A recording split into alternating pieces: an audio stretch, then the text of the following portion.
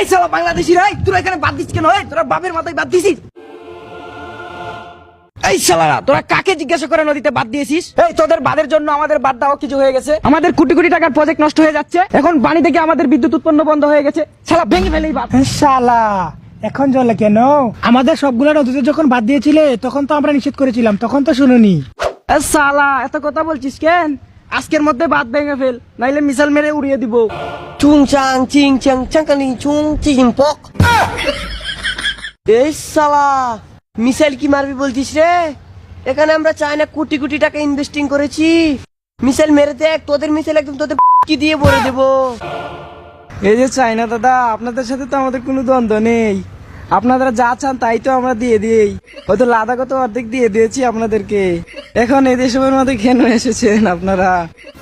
এ শালা লাদাখ কি তোরা এমনি দিয়ে দিয়েছিস? এটা আমরা জোর করে নিয়েছি।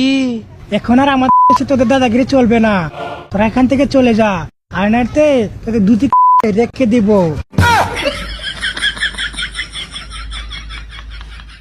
কি করে